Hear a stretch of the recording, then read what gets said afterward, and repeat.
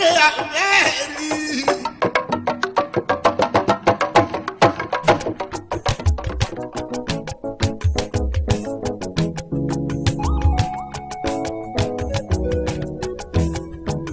Ibi ẹ bá wa dé ní Naija ó tojú sú wa o. Akẹ́kọ̀ọ́ bá òkè kókó wa yọ o. Ọ̀rọ̀ Nàìjíríà yìí ó dojú sú wa o. Akẹ́kọ̀ọ́ bá òkè kókó wa yọ o. Ohun ojú mẹ̀kúnnù rí ó kọ sísọ o. Akẹ́kọ̀ọ́ bá òkè kókó wa yọ o. Ojú àgbà mi láwa yìí kọ́kọ́ yìí má ṣe dànù. Akẹ́kọ̀ọ́ bá òkè kókó wa yọ o. Ibi ẹ bá wa dé ní Naija ó tojú sú wa o. Akẹ́kọ̀ọ́ bá òkè kókó wa yọ o. Ààrẹ Ọlábọ̀dé Anisoloja wọ́n ní ẹ káàbọ̀ sórí ètò Ibi ẹ bá wa dé. Ṣé tó bá dìgbà tá a dìbò ṣé orúkọ orí tí ó kì tí wọ́n ń kí àwọn pìtàn. Pé a man of impeccable character. Ṣé yóò sì lè jẹ́ bẹ́ẹ̀? A man of integrity. Ṣé yóò lè jẹ́ bẹ́ẹ̀ délé? Apolitical. Ṣé orúkọ yìí ṣé yóò tún jẹ́ bẹ́ẹ̀ tó bá dìgbà ìbò? Apolitical yẹ I will not fully subscribe to that. No. Now àwọn ọdún gan láàárọ̀ yìí the nation jáde ibi tí the new àwọn Ogala tó sọ pé the new ANEC chairman Babatunde Ogala not member of Tinubu legal team okay opinion àwọn èèyàn báyìí tí ó bá ti ní í ṣe pẹ̀lú pọ́nfara yóò ṣèlú tẹ́tẹ̀lẹ̀ èmi èyí tẹ̀lé opinion wọn now ṣé ó ṣeé ṣe fún amúpìtẹ̀ láti mẹ̀ntẹ́ orúkọ ẹ̀ ẹ má jà gbàgbé nǹkan kan o. Pẹ̀lú sísítẹ̀mù tó yẹn yìí. now èmi ò ní kí amúpìtẹ̀ tí amúpìtẹ̀ bá lè mẹ̀ntẹ́ integrity ààrẹ Tinubu máa kí ẹ jẹ́ ìṣúná yìí èmi tí amúpìtẹ̀ bá mẹ̀ntẹ́ impeccable character throughout ìgbà tí ó bá dìbò tán èmi ò ní kí amúpìtẹ̀ pé ó kú iṣẹ́ ààrẹ Tinubu máa gbó ó káre tó fún amúpìtẹ̀ ní free hand láti operate gẹ́lẹ́ bí ààrẹ Goodluck Jonathan ṣe fún Àtàírò Jẹ̀gà ní free hand láti operate ààrẹ ní ó sọ nǹkan tí ó fa amúpìtẹ̀ rọ o unless tamúpìtàn ọba jó ijó tí ààrẹ fẹ́ kó jó amúpìtàn ó resign o. Èmi ọmọ lórí èjì ìmọ̀sọ́mọ́ ẹ lọ wò ó ààrẹ yóò lu ìlú fún amúpìtàn gbọ́dọ̀ gbọ́ ìlú tí ààrẹ ń lù tó bá ń lù o tí amúpìtàn bá gbọ́ ìlú tó gbọ́dọ̀ ààrẹ bá ń lùlù tamúpìtàn bá ń jó ijó míì bóyá kò yé yín ó yẹ àwọn tó wà ní ti yẹ yín náà ààrẹ yóò sọ tí amúpìtàn bá ń di pé ó ṣètò òdìbò tó dúró tán mi ní kí amúpìtàn ọmọ olóró rẹ̀ máa kí pé òkú iṣẹ́ òkú akínṣe because. Ẹ jẹ́ ká farabalẹ̀ ká sòdodo fúnra wa ọ̀rọ̀ Nàìjíríà yìí tójú sú wa o ó sì tọmọdé tàgbà. Mo ṣe ìlérí fún orílẹ̀-èdè mi Nàìjíríà. Nàìjà ẹwà ò ṣe é kọ́. Láti jẹ́ olótìítọ́ olódodo ẹni tí ó ṣe é fi ọkàn tán. Rẹ̀ ló wọ́n gógó ètò ẹ̀kọ́ àwọn ọmọ wa ò lọ déédéé mọ́. Láti sìn ín pẹ̀lú gbogbo agbára mi. Ìjọ orílẹ̀-èdè ti bàjẹ́ ibi ẹ bá wa dé. Láti sa ipá mi gbogbo fún ìṣọ̀kan rẹ̀. Àǹdílà ní kò jóore. Àti láti gbé e ga fún iyì àti ògo rẹ̀. Gbèlẹ́sẹ̀ igi yìí yóò dá yọ ní. Kí Olódùmarè kí ó ràn mí lọ́wọ́. Ọ̀hún ò dáa jù sọnù o ó mà ṣe o. Èyí ò lè jẹ́. Wọ́n mú ẹyẹ kúrò lẹ́gọ̀ọ́gì wọ́n ní kí ẹyẹ ó yé fogbó fojú wọ́n ní kí ẹyẹ ọmọ bọ̀ láàfin ọba wọ́n ní kí ẹyẹ ọmọ wá fífi dẹmu mi. Àwọn ọ̀dọ́ tó kàwé ò tún bí. Wọ́n gúnyán funfun nẹ́nẹ́ nínú odó ọdẹ wọ́n fẹ̀gúsí ṣe námọ̀ sísàsùn wọ́n ní kí ẹyẹ ó yé fogbó fojú wọ́n ní kí ẹyẹ ọmọ bọ̀ láàfin ọba wọ́n ní kí ẹyẹ ọwá jẹyán funfun nẹ́nẹ́ tí à ń gún nínú odó ọdẹ. Àwọn ọmọ yín sì ń yọ̀tọ̀ ní. Ẹyẹ jẹ o. Àjùmọ̀ ni wa ẹ̀yin yóò. Ẹyẹ mu. Nàìjà ẹ̀ bá wo ẹ̀yẹ yóò tán sanyán bàbá aṣọ àlárì bàbá ẹ̀wù tọ́ba aládé múròde ilẹ̀ yẹ dàbora ẹ̀yẹ sunrun àsùnhánrùn. kàkà kí ẹ̀yẹ kó kọ orin ọpẹ́. ajínigbé ò mọ pásítọ̀. kàkà kí ẹ̀yẹ kó kọ orin ìyìn. ajínigbé ò mọ ìmáàmù. kàkà kí ẹ̀yẹ kó kọ orin ògo. ajínigbé ò mọ olóṣèlú. kò síbi tó dàbí ilé ìlọrin tí ẹ̀yẹ ń kọ east or west home is the best. There is no place like my country, Nigeria. Nigeria ilẹ̀ tí ń ṣàn fún wàrà ilẹ̀ tí ń ṣàn fún oyin.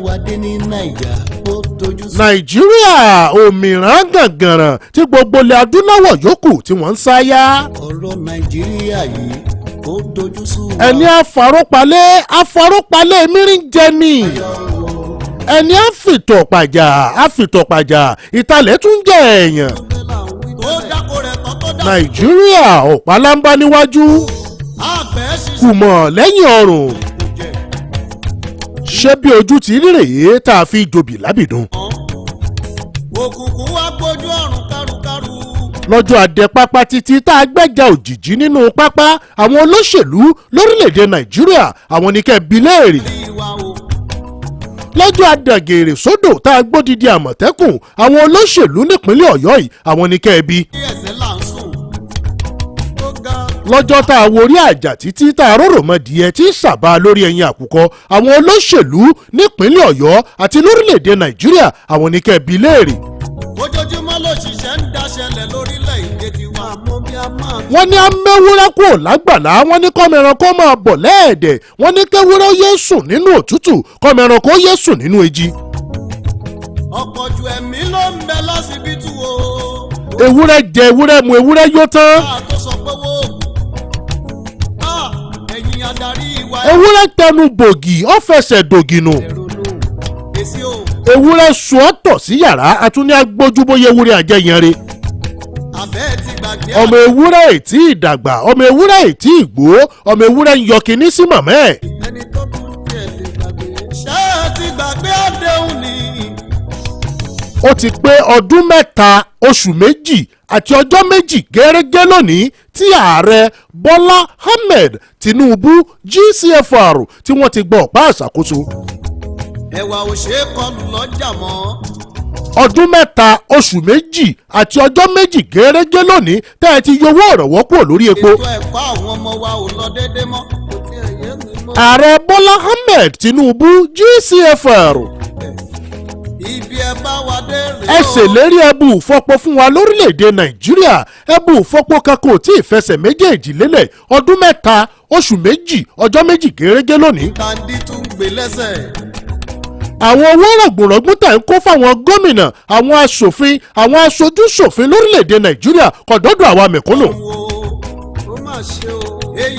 orin mo múra mo mú jẹ ilà àwọn gómìnà àwọn aṣòfin àwọn aṣojú-ṣòfin orin mo múra mo mú jẹ ní à ń kọ fáwọn mẹ̀kúnnù ààrẹ jẹ bẹ́ẹ̀ láàrú mi ra. ẹ wo bí tá a bára wa dé lórílẹ̀‐èdè Nàìjíríà. ojoojúmọ́ là ń fowó orílẹ̀-èdè ránṣẹ́ sókè òkun o.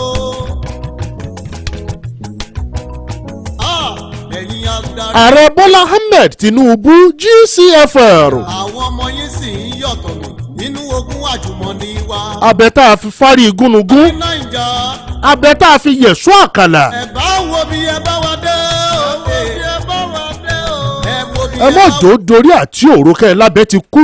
ẹ wo ajínigbé nílé.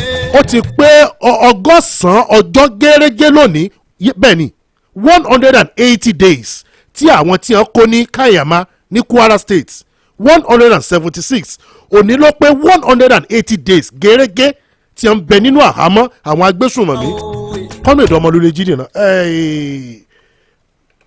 àwọn agbésùnmọ̀mí wọ́n ní àwọn kan lè bá wọn sọ̀rọ̀ wọ́n ní ká gba 155 million naira báwọn agbésùnmọ̀mí ní owó yẹn ti kéré jù pé àwọn ò lè gba 155 million fún èèyàn 176 táwọn ti kó láti February 3 ọjọ́ tí ìpínlẹ̀ Ọ̀yọ́ ń ṣe Ọ̀yọ́ at 50 ọjọ́ yẹn gangan ni wọ́n kó wọn wọ́n ti pé 180 days lẹ́ni ìsà nínú ìgbèkùn àwọn agbésùnmọ̀mí àwọn ládéládé lóyè àwọn orí adé ọrùn lẹ̀kẹ̀ nípínlẹ̀ Ọ̀yọ́ wọ́n lọ sí ọ̀dọ̀ ààrẹ Bọ́lá Ahmed Tinubu nílùú Àbújá wọ́n kan sára sí ààrẹ Bọ́lá Ahmed Tinubu wọ́n kí ọmọ olódòdè dáadáa wọ́n ṣe wọ́n pẹ̀lẹ́ inú wọn dùn torí iṣẹ́ takuntakun tí ààrẹ Bọ́lá Ahmed Tinubu tí wọ́n ṣe lórí ọ̀rọ̀ àwọn oríire local government àwọn tí wọ́n kó ń bẹ̀ 46 tí wọ́n kó ń bẹ̀ àtolùkọ́ àtàkẹ́kọ̀ọ́ ipa takuntakun tí ààrẹ Bọ́lá Ahmed Tinubu kó lórí ọ̀rọ̀ oríire local government nípínlẹ̀ Ọ̀yọ́ ṣèpínlẹ̀ Kwara ṣé wọ́n sara orílẹ̀-èdè Nàìjíríà ni. ọ̀rọ̀ ọ̀tọ̀tọ̀ lọ́rọ̀ o. bó ló ṣe jẹ́ tọ̀ọ̀tọ̀ ọ̀tọ̀tọ̀ lọ́rọ̀ o. abẹ́ tá a fi fárí igúnnugún tá a fi yẹ̀sọ́ àkàlà. ọ̀tọ̀tọ̀ lọ́rọ̀ o. bó ló ṣe jọ́ tọ̀ọ̀tọ̀. ẹ ṣe ààrẹ Bọ́lá Ahmed Tinubu kò wá discriminatory o please. yìí sọ bẹ́ẹ̀. ìdí tí mo fi sọ bẹ́ẹ̀ ni pé ẹnìkan nínú ìwé ìròyìn bí àwọn london headers wọ́n ti ń tọ́ka pé àwọn ọmọ àwọn bó ṣe gba àwọn ti ìpínlẹ̀ Ọ̀yọ́ jáde àwọn ọmọ ṣe ń bẹ́ ń bọ̀ nù àwọn tí wọ́n kó ní April 15 ní bọ́ọ̀lù ṣe ń bẹ́ ń bẹ̀. ẹ wo bí ariwo ṣe rinlẹ̀ tí gómìnà ìpínlẹ̀ Ọ̀yọ́ táwọn náà dìde tí wọ́n ṣe pé àwọn láti fẹ̀mí àwọn kì. gómìnà sọ bẹ́ẹ̀ o pé tó bá ṣe é ṣe káwọn fẹ̀mí àwọn lélẹ̀. mò ń ṣe pé ọ̀tọ̀ọ̀tọ̀ sí gómìnà ìpínlẹ̀ Kwara ṣerúṣọrú gbólóhùn bẹ́ẹ̀ jáde pé òun lè fẹ̀mí òun lélẹ̀ lórí àwọn tó wà ní káyàmá. òun ò sì fẹ́ kẹ́nìkan kan ó kún bẹ́ẹ̀. ìjẹ́ gbọ́ bẹ́ẹ̀ ọ̀tọ̀ lọ́rọ̀ now ṣé gómìnà ìpínlẹ̀ Kwara ṣé bí gómìnà ìpínlẹ̀ Ọ̀yọ́ ṣe parata tẹ́ pé ọ̀rọ̀ àwọn ọmọ oríire ọ̀fẹ́ fàáhọ́ láàrin àwọn àti ìjọba àpapọ̀ tí a lè fi wéra wọn ni.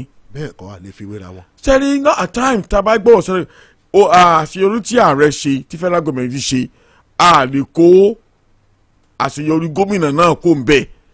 nínú gómìnà ìpínlẹ̀ Ọ̀yọ́. bẹ́ẹ̀ ni his excellency governor Olúwaṣeyì Abíọ́dún Mákindé kudos to him also. wọ́n tó ṣiṣẹ́ pọ̀ ni o. àwọn ẹ̀ṣọ́ aláàbò ìpínlẹ̀ ọ̀kan náà ṣubú lójú ìjà o. àwọn àmọ̀tẹ́kùn náà ṣubú lójú ìjà. wọ́n ṣubú lójú ìjà ń bẹ̀ o. now ìjà ti gbọ́rù the same posture bẹ́ẹ̀ látọ̀dọ̀ governor Abdulrasaq. nípínlẹ̀ Kwara. nípínlẹ̀ Kwara ìjà ti gbọ́ bẹ́ẹ̀.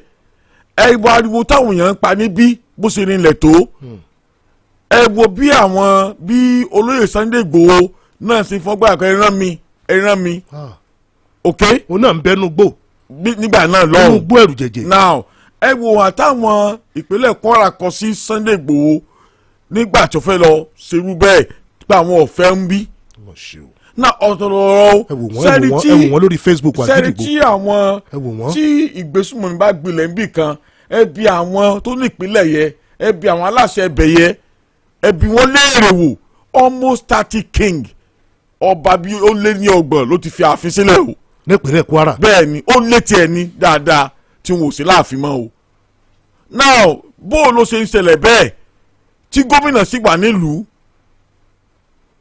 tí nǹkan sì ń lọ bó ṣe ń lọ yẹ ẹ mọ̀ jẹ́ ká gbèsè ìgbà àwọn kan jọra wọn o. èèyàn bá wá fọmọ wọ́mọ èèyàn nà kan pa. now kí ló yẹ kí wọ́n ṣe torí mi ò láàkì kí ọmọ díẹ̀ bírú federal government díẹ̀ bírú state èmi ò kì í fẹ́ràn I enjoy solution oriented attitude kí ló yẹ kí wọ́n ṣe lọ́wọ́ ọgbà tí gómìnà wọn à ń bẹ̀ tí àwọn èèyàn ṣe ń pariwo bí eléyìí ìjẹ́ gómìnà wọn fìgbà kankan sáàrẹ lókè rí torí mi mọ́ ó lè jẹ́ bẹ́ẹ̀ o after all by the fact of the party and everything ó yẹ kó lè ní free access sí ààrẹ àtàwọn security apparatus lókè láti gbà á gbọ́ ìjà wọn lọ́balọ́ba wọn dìde ìjọ wọn gbarata. ìjà wọn senators wọn dìde. bẹ́ẹ̀ ni the 3 senators. àwọn house of rep members ìjẹ́ wọn pariwo. ìjẹ́ wọn pariwo state house of assembly. ìjọ wọn pariwo lórí ọ̀rọ̀ yìí ẹ wo bí right honourable tí pariwo Ògúndoyin ṣe pariwo. ìjà wọn civil society. ìjẹ́ wọn pariwo nípínlẹ̀ Kwara.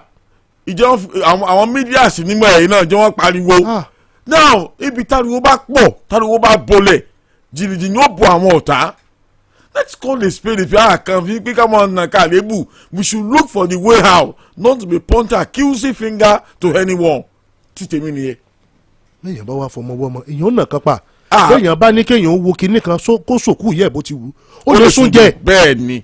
bàbá gbogbo Nàìjíríà ni. bẹ́ẹ̀ ni. onílù ò ní fẹ́ lù ó tù. ṣùgbọ́n bó wọ́n ṣe dìbò yan ààrẹ Bọ́lá Ahmed Tinubu bẹ́ẹ̀ náà wọ́n dìbò yan gọ́fúnà Abdulrasaq ní state yẹn. bẹ́ẹ̀ náà wọ́n sì dìbò yan gómìnà Ṣèyí Mákindé ní state yẹn náà. bẹ́ẹ̀ni. now tí ìjọba sẹ́yìn ní state the states should join hand together pẹ̀lú federal government àtàwọn senators wà mẹ́rin náà láti rí i pé wọ́n ṣiṣẹ́ tọ̀. ìkórè ó fún mi o àgbẹ̀ ṣiṣẹ́ kò dé. 180 days ló pé lónìí. iná ọmọ Nàìjà. agbọ́n tí wọ́n ń sọ ní Mẹ̀sí Ọlọ́jà. ibi ẹ bá wà dé ní Nàìjà. agbọ́n tí wọ́n ń sọ nífẹ̀ẹ́ àkànbẹ́bẹ́. akẹ́kọ̀ọ́ bá wọn. a ò gbọ́ ohun tọ́yọ̀ ń wí kò sẹ́ni tó gbọ́ ohun tọ́yọ̀ ń sọ. ọ̀rọ̀ Nàìjíríà yìí. Ọ̀yọ́ dúró inú rẹ̀ lóṣòó. akẹ́kọ̀ọ́ bá wọn kẹ́kọ̀ọ́. Ọ̀yọ́ ni mí Ọ̀yọ́ nìwọ ẹja jọ fọ̀yọ́ hanra wa. ìwà àgbẹ̀ tó ṣiṣẹ́ tíṣẹ́. à ń fọ̀yọ́ hanra wa lórí ọ̀rọ̀ òṣèlú nípínlẹ̀ Ọ̀yọ́. ìkórè ó fún mi o àgbẹ̀ ṣiṣẹ́ kò dé. à ń fọ̀yọ́ hanra wa lórí ètò ìṣàkóso nípínlẹ̀ Ọ̀yọ́ ẹ wo ibi tá a bára wa dé. Nàìjà ò tán. kọ́nà ìdánmọ̀lólé jídìrà. mo mọ̀ ń jẹ́ o. ẹ̀rín kan pa mí sà lórí ọ̀rọ̀ ètò ààbò yìí náà ni. Gómìnà Ṣèyí Mákindé nípínlẹ̀ Ọ̀yọ́ àwọn èèyàn ń ètò ààbò nǹkankan gómìnà sì dìde pé àwọn ní chief security officer ìdáàbòbò ẹ̀mí àti dúkìá àwọn aráàlú táwọn ń ṣèjọba lé lórí ló jẹ àwọn lógún. Gómìnà sì sọ pé ó dáa nítàṣe náà ní wípé bàálù tí ó máa wo gbogbo àyíká surveillance aircraft tí ó máa wo gbogbo àyíká tí ó máa ṣọ́ àwọn ẹni ibi nínú igbó ibi tójú wa ò lè tó àwọn ò gbé wọ̀ pínlẹ̀ Ọ̀yọ́. Gómìnà fi owó rọ̀gùnrọ̀gùn 7.76 billion owó òlú ni asọ́láyà àjẹjọ náà owó òlú ni ṣùgbọ́n ó ní báwọn kan àwọn kan ò ra tiwọn ṣùgbọ́n gómìnà wò pé owó yìí ẹja fi ra bàálù torí ètò ààbò. Gómìnà ra bàálù ó tiẹ̀ ṣe wípé a sì ń retí pé kí bàálù òde níṣẹ̀lẹ̀ tí oríire ló ṣẹlẹ̀.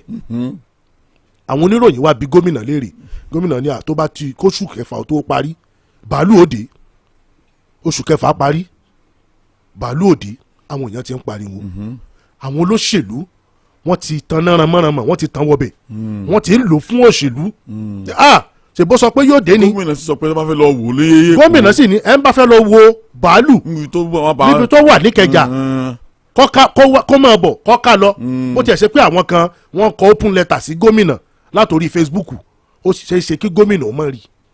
báwọn fẹ́ lọ fojú gan ni. ó yẹ kí wọ́n lọ lé ìjọba kí wọ́n lọ sọ fún gómìnà pé àwọn fẹ́ lọ fojú gan ni ibi tí bàálù wà. oṣù kẹfà lọ àrí bàálù àwọn olóṣèlú wọ́n kì ẹsẹ̀ bọ́ wọ́n sọ̀rọ̀ òṣèlú wọ́n sọ́dọ̀rọ̀ òṣèlú à ń fọ̀yọ́ ara wa nípínlẹ̀ Ọ̀yọ́. Gómìnà ni ọ̀dà tó bá ṣe bẹ́ẹ̀ ni wọ́n ń ṣe àwọn ètò kan lọ́wọ́ àwọn àfikún kan bẹ tí wọ́n fi sí tí kinní wọn fi lágbára tí ń bà tó sùn kejì ọba fi parí bàálù òde adájọ́ mọ́yẹ̀ asọ̀rọ̀ mọ́tàsí. tí irú wọn bá sọnù. bí irú wọn bá sọnù ó di dandan ká wárú wọn. á béèrè wọn bẹ́ẹ̀ ni. 27th of July bàálù wọlé Ìbàdàn bí gómìnà ṣe sọ pé kí oṣù keje ó tó parí bàálù òde bàálù dé kò tún sí táwọn èèyàn sọ tán lórí ẹ̀. bàálù yìí o tata ni o micra jet ni o kíní kan jet ni o kò lè pẹ̀fọn kò lè pààyàn nǹkan kan kò ní sẹ́ńsọ̀ kò ní kámẹ́rà sẹ́ńsọ̀ àti kámẹ́rà nìkan ló ní kò lè pa nǹkan kan kò lè akàn fún oríṣiríṣi ọ̀rọ̀ ni wọ́n sọ. n sàn fẹnu yá balẹ̀. wọ́n fẹnu yá balẹ̀ kódà àwọn kan sọ wípé kò bàálù nǹkan ò tí ì dé pé wọ́n kàn wá fi ṣe ṣàgbẹ̀ lójú yòyò ni pé wọ́n ti dá padà kẹjà oríṣiríṣi ọ̀rọ̀ làwọn èèyàn sọ. kí ló dé tá à ń fi gbogbo nǹkan ṣòṣèlú. ó di dandan kó rí bẹ́ẹ̀ ará ìpínlẹ̀ Ọ̀yọ́ lẹ́tọ̀ọ́ sí bá a ṣe náwó wọn ẹ̀tọ́ wọn ni láti fohùn léde tẹ́ ẹ̀ bá náwó wọn nọ́nà tí ọba tẹ́ wọn lọ́rùn.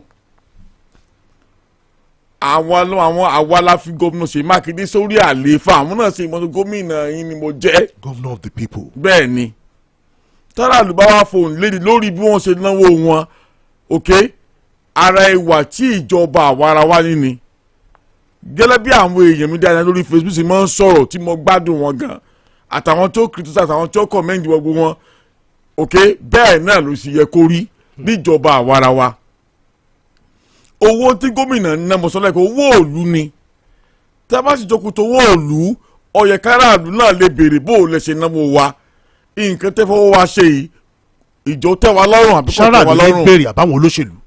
aráàlú àtolóṣèlú òkè kò ṣeé yà kó lára wọn jùjùjù olóṣèlú náà rí aráàlú ni wọ́n aráàlú lè ran olóṣèlú iṣẹ́ ẹ bá wa béèrè torí pé ohun tí wàá lè má gòkè lọ́dọ̀ rẹ̀. ṣùgbọ́n ohun ògèkè tó báyìí kó tó di pé a kó sí agbọn òṣèlú báyìí kó tó di pé ọ̀rọ̀ polongo òbò a ṣe nǹkan kètò òbò ń bọ̀ ariwo ògòkè tó báyìí tẹ́lẹ̀ kó yé yín o. àwọn olóṣèlú ọ̀pariwo báyìí tẹ́lẹ̀. ọmọ ọlọ́gbìn náà jẹ́ kó yé yín o ìgbà tí kálukú bá ń roko mọ́ títí ẹ̀ kò sí nǹkan tí ò ní lò orí sókò àwọn bó ti sọ ìgbà tí his excellence GCFR Ààrẹ Bọ́lá Ahmed Tinubu tí wọ́n nà ká lébùs INEC nígbà tí wọ́n lọ opposition.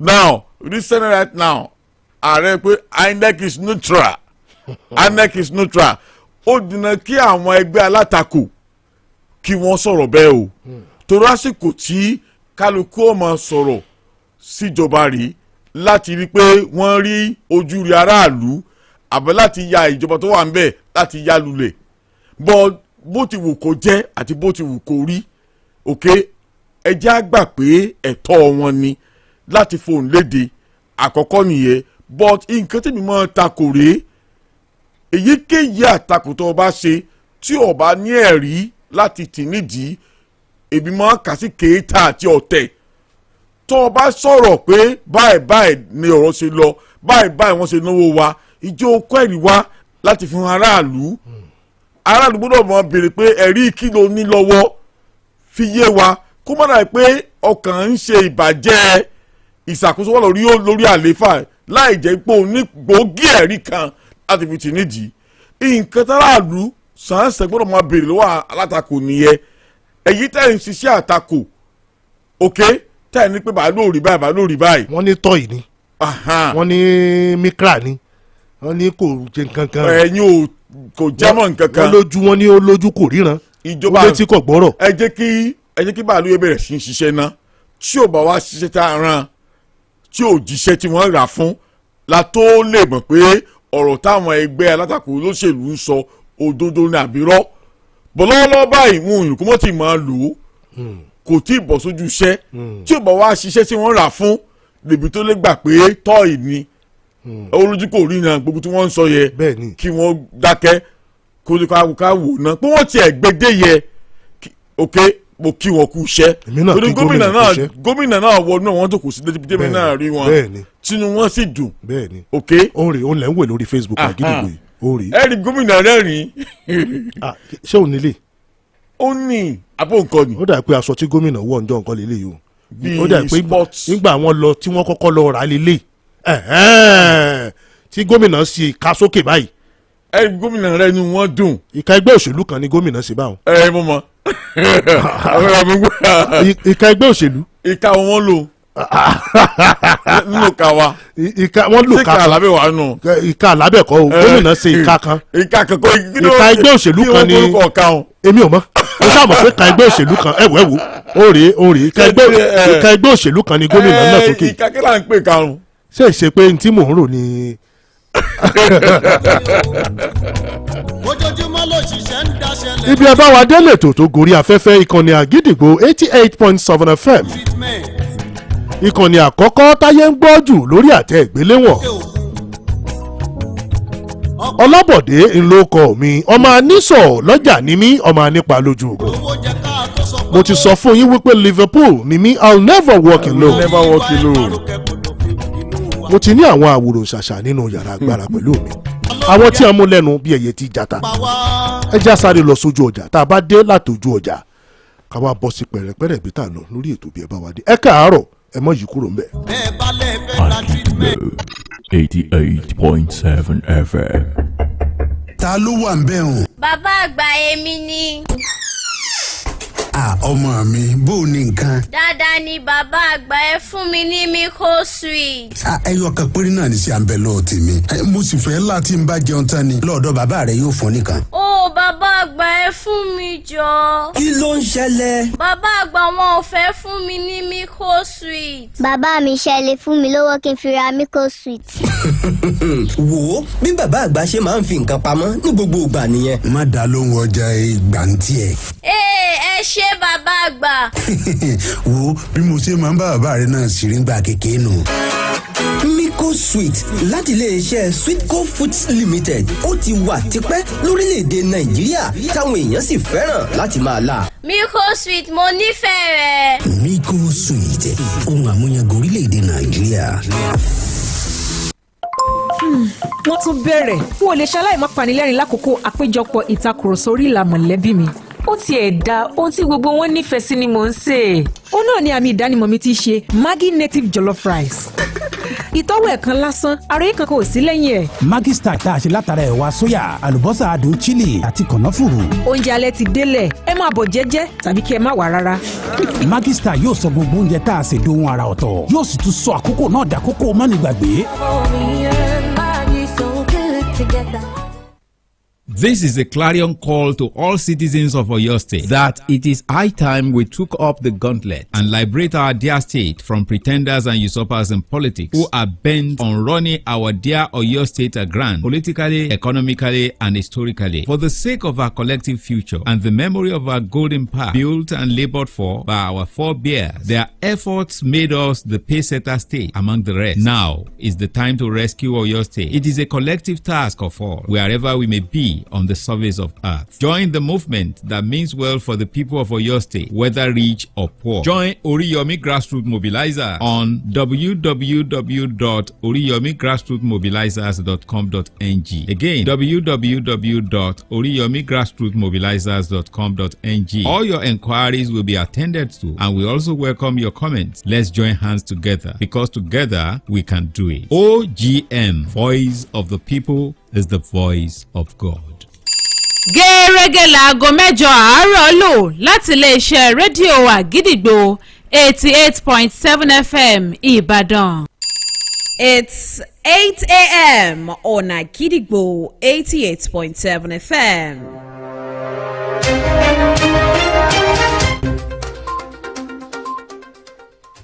Good morning. This is the news at 8 on Àgídìgbò 88.7 FM Ìbàdàn, the most listened to radio station. I am Anisoloja. The Coalition of Healthcare Professionals in Tertiary Education Institutions of Nigeria has threatened to sue the Senior Staff Association of Nigerian Universities, SANO, and the Non-Academic Staff Union of Educational and Associated Institutions over the alleged exclusion of health workers from the implementation of consolidated tertiary allowance. In a statement issued by its national chairman, Musa Shehu, the coalition described the development as discriminatory and called on the federal government to intervene. An independent fact-checking and media literacy organization has inaugurated the Truth Guard Election Integrity and Misinformation Situation Room to monitor and counter misinformation, disinformation, and other forms of information disorder ahead of the August 15, 2026 Osun State governorship election. Speaking on the initiative, the founder of the association, Olashukbo Abidin, said it was inaugurated against the backdrop of rising political tension and security concerns in the state. That ends the news at 8 on Àgídìgbò 88.7 FM Ìbàdàn, the most listened to radio station. I am Anisoloja. Thank you for listening. Good morning.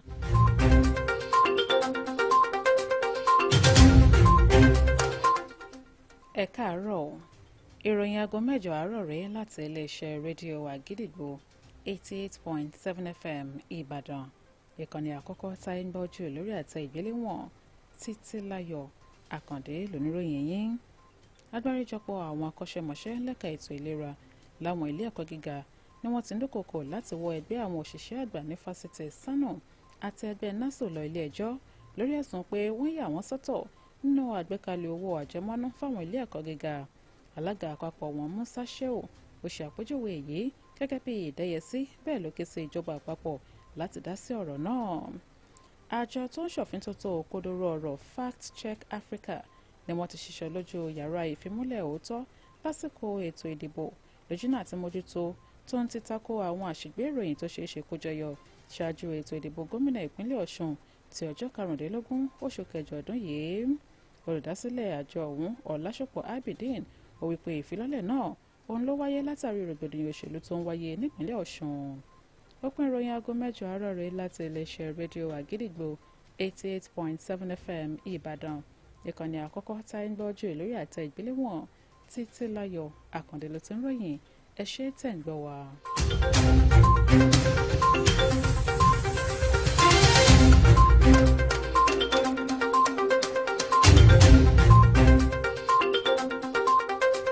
Àgídìgbò 88.7 FM. ẹ fìlú lẹ̀bọ̀ sókè òkun ọ̀pọ̀ ju ẹ̀mí ló ń bẹ lọ́sibítù o. Comrade Ọmọlólú Èjìdìran. mo ń jẹ́ o ààrẹ. Ṣọlá Dòyin Adétutù bá mi ó kọ́kọ́ kọ̀ọ̀kan sókè bá mi ó dà pé nígbà tẹ́ ń sọ̀rọ̀ pé bàálù yẹn ó dìgbà tí wọ́n bá lò fún iṣẹ́ nǹkan kan. tàbí bá tó gbọ́ sẹ́wù. Ṣọlá Dòyin Adétutù wá ní kò tí ì lè ṣiṣẹ́ báwo. Are you saying our vast bushes don't have people locking in around them? ṣé ń sọ wípé kò sì sáwọn èèyàn nínú àwọn igbó tó káàkiri gbogbo ìpínlẹ̀ Ọ̀yọ́ lẹ́sẹ̀ ń sọ wípé bàálù yìí kò yẹ kò tí ì bẹ̀rẹ̀ iṣẹ́ ó dìgbà tó bẹ̀rẹ̀ iṣẹ́ ní tó kọ́kọ́ sọ nìyẹn. Ẹlẹ́ẹ̀kejì ó wá ní his comrade Ọmọlólú saying we should wait till another thing happen before the jets are put into use. Which other thing? Tragedy? Yes, irú nǹkan tó ṣẹlẹ̀ lórí ire wọn ọlọ́mọdé àrírú ẹ̀ mọ́ lágbára Olódùmarè. Are you waiting? Is Ọmọlólú Èjìdìran saying we should wait till another thing happens before the jets are put into use? Kò rí bẹ́ẹ̀. Ẹnìkan wá sọ wípé Wàsíù Adéwálé Olókùnbọ́lá ní the aircraft left Oyo State 2 hours after the governor showed it to the world. The aircraft is back in Lagos. Ṣẹ́ra ọkọ ni pé bó káwọn tí wọ́n ń comment kudos all of you mo like opinion wọn gan ni keep it up. Bàálù yẹ tí wọ́n rà wá nǹkan tí mò ń sọ ni wípé àkàlẹ́ fẹnu yábalẹ̀ pé tọ́ì ni àbí ká mọ oríṣiríṣi orúkọ mọ́ ó dìgbà táwọn expert bá gbé lọ ṣiṣẹ́ tó wọnú igbó lọ látó fìdí ẹ̀ múlẹ̀ pé ìjẹ́ nǹkan tá a rà fún ìjó ṣiṣẹ́ tá a ràn. Èmi ò fẹ́ràn kákàmọ́ fẹnujà nǹkan balẹ̀ láì kó ẹ̀rí ẹ jẹ́ kí ẹ̀rí wà kí bàálù yẹ wọnú igbó lọ kó ṣiṣẹ́ kárí tí ò bá wá ṣiṣẹ́ tó bá a ṣe fẹ́ gẹ́gẹ́ bí àwọn tó mọ̀ nímọ̀ nípa ẹ̀ wọ́n á fò léde. Náà àwọn tó ń sọ̀rọ̀ pé ìjọba ìpínlẹ̀ Ọ̀yọ́ ti dábàá ló yẹ padà sékòó òkè ẹja ní sùúrù á bèè lọ́wọ́ ìjọba ìpínlẹ̀ Ọ̀yọ́ kí ló fà á tí bàálù wọ̀ ìpínlẹ̀ Ọ̀yọ́ tẹ̀tù tó padà sékòó again ẹ jẹ́ ká ẹ fìdí ẹ̀ múlẹ̀ fara ọmọ Ọ̀yọ́ state but tíyàn bá ṣe nǹkan kan níwọ̀nba ẹ jẹ́ kíkú iṣẹ́ I don't belong to the school of thought kákan máa fi ojú òṣèlú wo everything we should give some element of commendation to the governor. Àwọn tí wọ́n comment síbi ìwọ̀n ìṣó olóṣèlú o. No the reason is this tí ẹ bá fẹ́ wo nǹkan holistically you comment you criticize and you suggest take 3 words you comment you criticize and you suggest the way forward. Tó mọ̀ jẹ́ kí opinion yẹn wà holistically gba eléyìí èso olóṣèlú ẹ wò pé comment ó comment pé ẹ kú iṣẹ́ àkíyèsí ó criticize constructively ó sì provide way forward. Bí ìyẹn sọ pé yes ẹni yìí nítòótọ́ ọmọ ìpínlẹ̀ ọ̀tọ̀ọ̀tọ̀ ni kò sì fojú òṣèlú wò ó but báyìí pé ó ń criticize nìkan tí kò rí element aspect láti give commendation kudos sí nǹkan tí gómìnà gan rẹ́rìn tínú wọn ń dùn sí. inú gómìnà dùn. oh you know no. abẹ gómìnà gan mọ̀gbà tí wọ́n ṣe ìka tí mo ní yàn ṣeun. àtàǹpàkò ni gómìnà ṣe. àtàǹpàkò ni. o lè wò lórí Facebook. ìka àtàǹpàkò ni gómìnà ṣe àsìmọ̀ nǹkan tó dúró fún nípínlẹ̀ Ọ̀yọ́. ṣé kìí ṣe pé tí mò ń rò. ìtàǹpàǹkà. kí gómìnà tó lè na ìka irú ìka tí wọ́n ń nà yẹn nínú ẹ̀wò tí wọ́n sì mọ̀ pé gbogbo àgbáyé ní wo àwọn nínú bàálù. ìka àtàǹpàkò ni. ẹ wò ká yẹn. gómìnà òṣìṣẹ́ ó yé wọn. ó yé gómìnà. ó yé gómìnà. bó o lẹ ṣe mọ̀ pé ó yé gómìnà. ṣé ẹ̀yin ó tọrọ ojú báyìí ọjọ́ orí báyìí bàbá àwọn ọmọ níwọ̀n nípínlẹ̀ Ọ̀yọ́ ṣé wọ́n wá ṣe ìṣìṣẹ́ nǹkan bá ní. nínú bàálù tí gbogbo àgbáyé. àtàǹpàkò ní ibi tọ́kàn wọn wà nù. èmi ò mọ̀ o. ọmọlọ́gbọ́n jà. ibi tọ́kàn wọn wà nù. ibi tọ́kàn wọn àwọn fi sọ fún àwọn ọmọ ìpínlẹ̀ Ọ̀yọ́ ọ̀hún. pé ibi tọ́kàn àwọn wà rí. ibi tọ́kàn àwọn rọ̀ mọ́ nù. kọ́mírèdì mò ń jẹ́ o. èmi ò sí ń bẹ̀ o. èmi ò mọ̀ aláàkúrẹ́ lọ wò ó. nínú bàálù ni gómìnà ti ṣe báyìí. ẹ̀gbọ́n tínú yẹn bá dùn nǹkan tó wà lórí ẹ̀mí èèyàn á máa fara hàn. sẹ́yìn ọmọ ni tínú yẹn bá dùn délẹ̀ nǹkan tẹ́ ẹ̀ ń fipá sínú ọkàn tẹ́ ẹ̀ fẹ́ kéèyàn mọ̀ ìgbà tẹ́ ẹ̀ máa fi hàn sójúṣe ẹ̀ nímọ̀ gómìnà kan sàdédé nǹkan tó wà lórí ẹ̀mí tó kún ẹ̀mí wọn ibi tí mo nígbà tínú wọn ń dùn tínú wọn táyà wọn kó ó ní ayọ̀ kan wọ́n fi hàn pé ọyá gbé ka àtàǹpàkò ẹ jáde fi hàn wọn ìpínlẹ̀ Ọ̀yọ́ pé ibi tẹ́mi náà wà rí o. ṣé mo tún ní kó o gbé wa ní ó tún ti ẹ wò ṣe rí Daniel yìí gan pàápàá abẹ́ẹ̀ rí ni. inú wọn dùn ayọ̀ wọn kún. kọ́mẹ̀dẹ̀ jíde náà ẹ jẹ́ sì ní bàjẹ́. àmì lágbára Ọlọ́run ìpínlẹ̀ Ọ̀yọ́ náà ò ní bàjẹ́ ẹ jẹ́ ká lọ síbi tí a fẹ́ lọ gangan lẹ́ni kọ́mẹ̀dẹ̀ ọmọlúlẹ̀ jíde náà. mo mọ̀ ń jẹ́ o. ní 2024 inú oṣù karùn-ún lọ́dún 2024 ó ṣeé ṣe kí ewé náà gbé the exact date tí a ṣe ibi ẹ bá wa dé yẹn tá a ṣe ń bì ó ṣeé ṣe kó gbé wá fún mi ká tó parí kínní ṣùgbọ́n mo rántí wípé May 14 ẹni tó jẹ́ olùdarí àgbà yanyan fún àjọ JAMB lórílẹ̀‐èdè Nàìjíríà Professor Ishaq Olóyèdé wọ́n sun ẹkún kíkorò.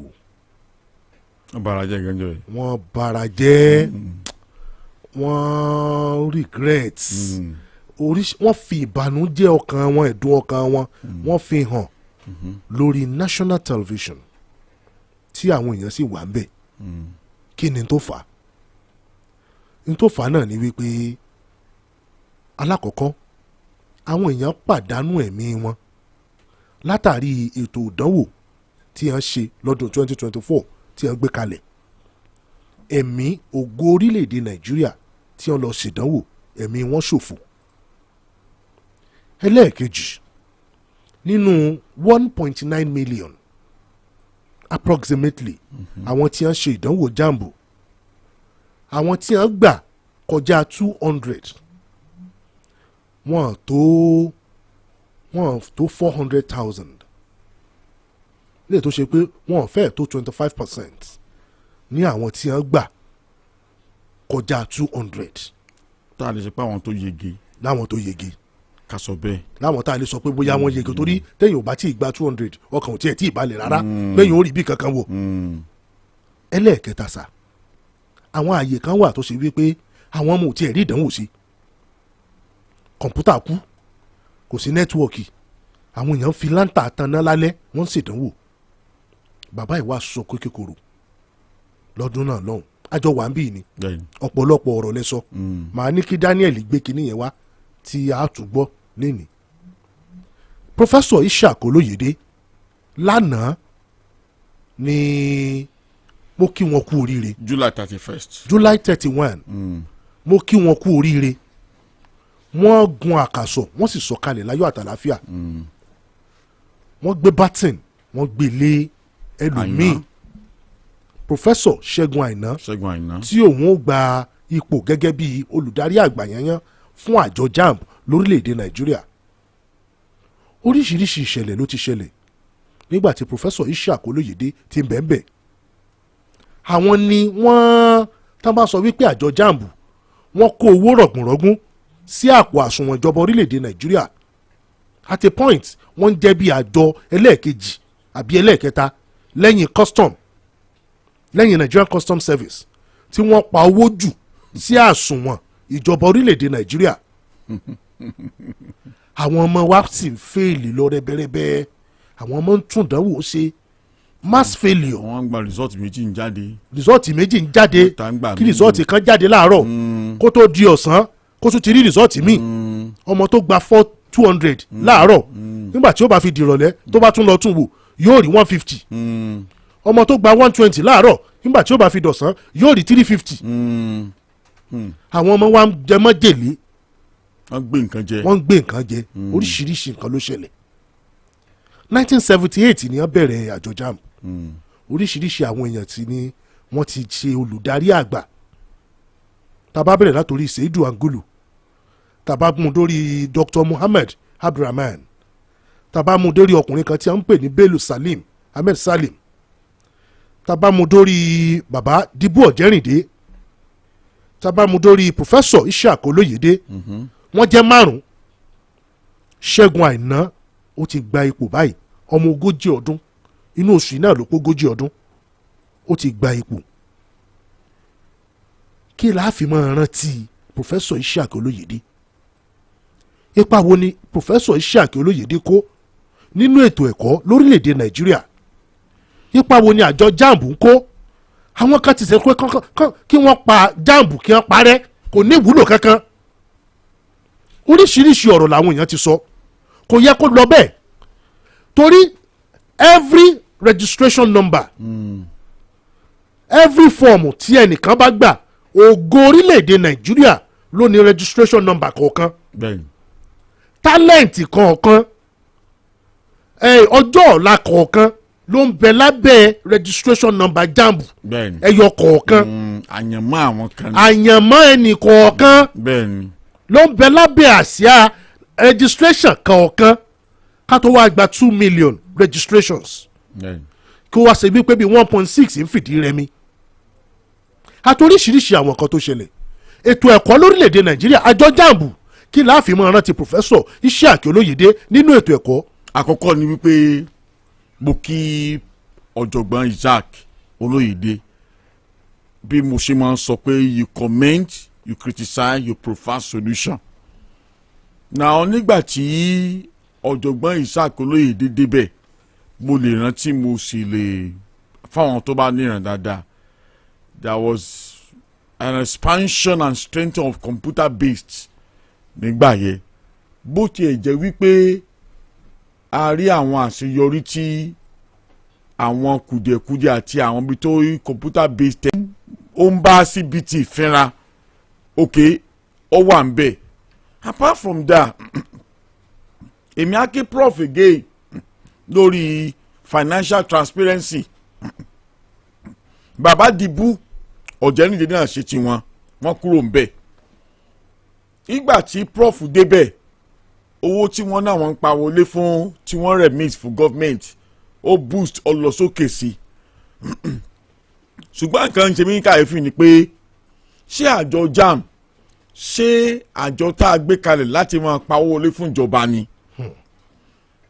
because èmi ó tójú sú mi abalabi tí ò yé mi nìyẹn torí ẹgbẹ́ lẹ́ẹ̀kan sí kẹgbẹ́kẹgbẹ́ àjọ kan wípé àwọn náà ń pa owó wọlé fún ìjọba Nigerian Customs Service now a lè fi àjọ JAMB educational sector ló ń wà ká fi wo ti custom àti pé nǹkan tí a fi àjọ kọ̀ọ̀kan sùn ọ̀tọ̀ọ̀tọ̀ ni ìjà a fi àjọ JAMB sùn pípa owó lórí fún ìjọba àpapọ̀ bí tó fi di pé revenue la fi ń ṣe jásí pé ẹni mọ̀jà tà ẹni mọ̀wó ṣe bí kò bá ṣe ń wò níyẹn pé eléyìí tá a fi síbi òwò okòwò yìí o ọ̀pá owó wọlé àpò ìjọba sì rò gọ́gọ́ sí i tí má kò lórí ìyẹn àwọn kan score thirty company pé there is a stronger measures against malpractices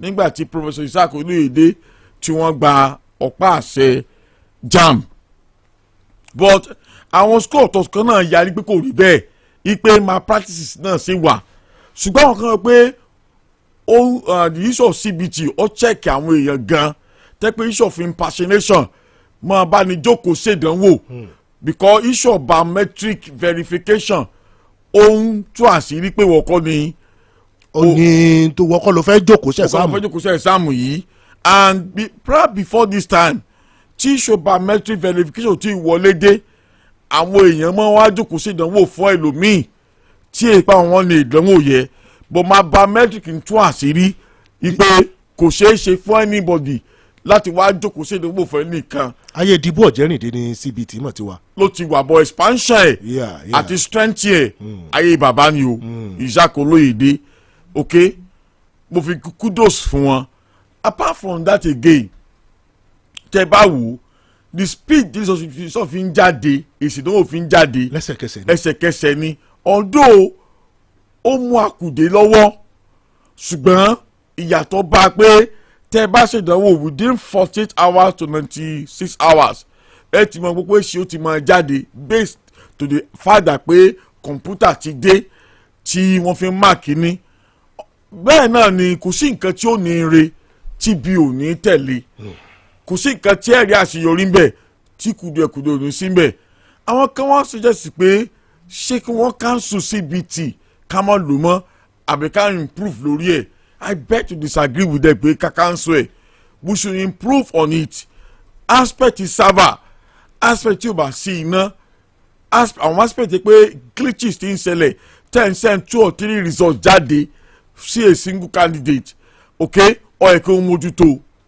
and the aspect of pé ẹ̀ ń fi generate owó revenue èmi ọmọ profession tó guide wọn tó fi di pé owó tí wọ́n fi ń pa wọlé fún ìjọba wọ́n fi ń rètí success fún Professor Isaac Olóyèdé kò yé mi sí ní tèmi ni o kò yé mi sí now the point is now this mo kí wọn lẹ́ẹ̀kan kùṣẹ́ now the issue pé wọ́n sunkún terrorist lẹ́ẹ̀kan. mo ń bọ̀ ẹ jẹ́ ká sáré lọ sójú ọjà lórí aspect yìí ok. ẹ jẹ́ ká sáré mo fowó àti ọmọ mo fi dín yín lẹ́nu ẹ jẹ́ ká sáré lọ sójú ọjà sá. ẹ fìlú lẹ̀mọ́ sókè òkun. Akídìgbò 88.7 FM. wọ́n tún bẹ̀rẹ̀ n ò lè ṣaláì má panilẹ́rìn lákòókò àpéjọpọ̀ ìtakùrọ̀sọ orí ìlà mọ̀lẹ́bí mi. ó tiẹ̀ da ohun tí gbogbo wọn nífẹ̀ẹ́ sí ni mò ń sè. ó náà ni àmì ìdánimọ̀ mi ti ṣe Maggi native jollof rice. ìtọ́wò ẹ̀kan lásán ara yìí kankan ò sí lẹ́yìn ẹ̀. Maggi Star tá a ṣe látara ẹ̀wà sóyà àlùbọ́sà adùn chili àti kànáfùrù. oúnjẹ alẹ́ ti délẹ̀ ẹ máa bọ̀ jẹ́jẹ́ tàbí kí ẹ má wà rárá. Maggi Star yóò sọ gbogbo oúnjẹ tá a ṣe dohun ara ọ̀tọ̀ yóò sì tún sọ àkókò náà dàkókò mánigbàgbé.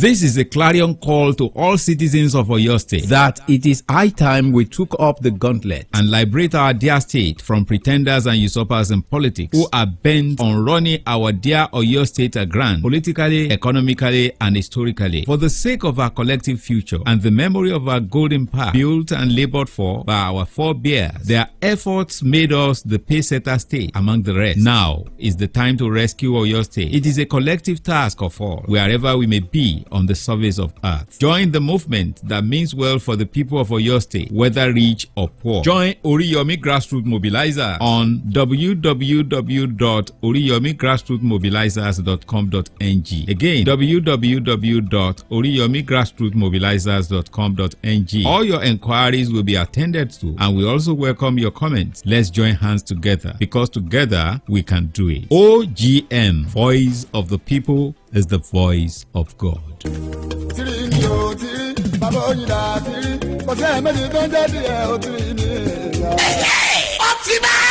Power return. Tiban Week 2026. Ó dé ẹgbẹ́ agbóhùnsáfẹ́fẹ́ ẹ̀ka tìpínlẹ̀ Ọ̀yọ́. Celebration galore ni. Pẹ̀lú oríṣiríṣi ètò tá a ti là lẹ̀. Lọ́jọ́rú Wednesday ọjọ́ kejìlá oṣù kẹjọ August 12 ọdún yìí 2026. Ìkẹ́ ẹ̀sìmọ̀ tẹ̀ tọ́tà gàdé ń bàdàn. Kọjọ́ yẹn máa fàmì ẹ̀yẹ dá àwọn kàǹkàǹkà pèdèpèdè nípínlẹ̀ Ọ̀yọ́ lọ́la. Jẹ́ báwọn lóko ọ̀tọ̀ kùlú jàǹkànjàǹkàn láwùjọ. Alájí Tiri Àlàmú Agbọ́lágadé ọmọ Pàṣọmọ bàjẹ́jẹ́ lélẹ́rẹ̀ wà lọ́jọ́ náà. Àǹkárá Tàmú àti Páàsì ní Lísàrà ti wọlé o. Àwọn olùgbàlejò ní Mọ́gàjì Kọ́lá olóòtú adarí ẹgbẹ́ FIBA lórílẹ̀‐èdè Nàìjíríà. Alájí Ọlálọ́mí Àmọ̀lé. Olóyè Níyà Kíbọ́dé Ológbòjò. Àwọn ibi tẹ́ ti lẹ́ra sọ Àǹkárá Tàmú rẹ̀ o. FIBA office ní Osana Plaza. Tó wà nọ́mbà 28 opposite NNPC Sango Ìbàdàn. Àti ọ̀nà FM Ìbàdàn. Ẹ̀yin t'Ògbómọ̀ṣọ́. Aṣọ FIBA wà ní cooperative building. Lọ́dọ̀ ariwo kọ́. Ẹ̀yin t'Ọ̀yọ́ Aláàfin. Ẹ máa lọ sọ́fíìsì Alàgbà Báyọ̀ Sàngótìkù. Ọ́fíìsì Olúwayẹmí Sísàká olórí àgbà. Ẹ̀yin ti Sẹ́yìn. Aṣọ FIBA wà lọ́dọ̀ Alápẹ̀pẹ̀ Òkèọlá Ìsẹ́yìn. FIBA Week 2026. Lábẹ́ alága wa àjọ kẹ́kọ̀ọ́ sẹ́mẹ́ni Sàkúrà. Pẹ̀kúrẹ́rẹ́ àlàyé ẹ̀pẹ́ alága kọ́mítì. Aziz Kushimo ọmọjọ́dádì sórí aago 08088181892. Amareti yín o. Mọ̀mọ́ rẹ̀ o, mọ̀mọ́ rẹ̀. Ibi ọba mi dé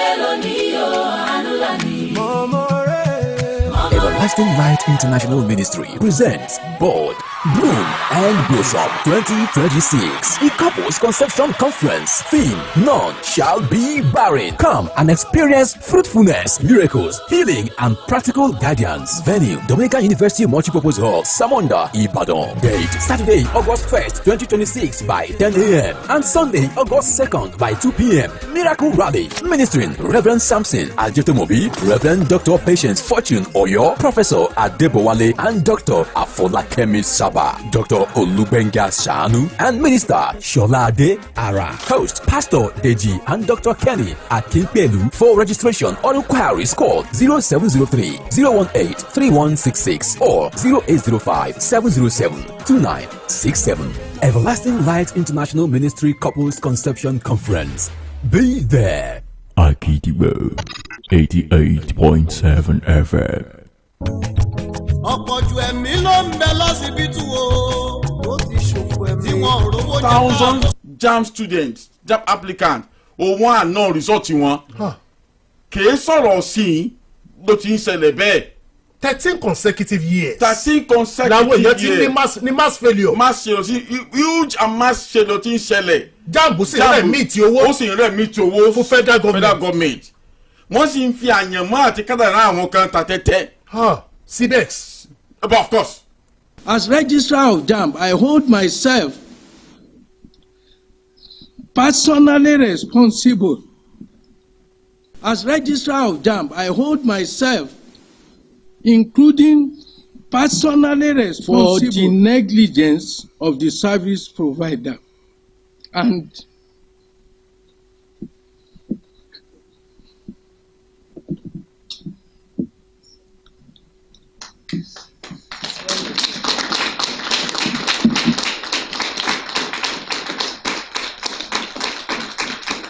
I unreservedly apologize for it.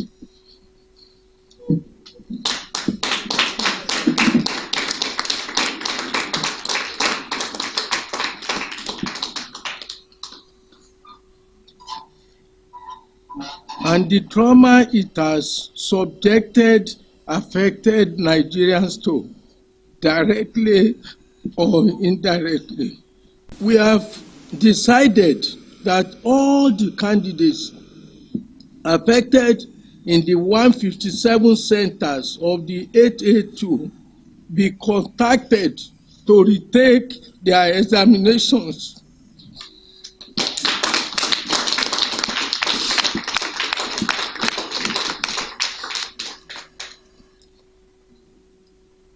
These candidates are to be contacted through text messages addressed to their registered phone number from tomorrow. Their email addresses, their profiles, and phone calls by JAMB. They are directed to reprint their examination slips for the rescheduled examination dates.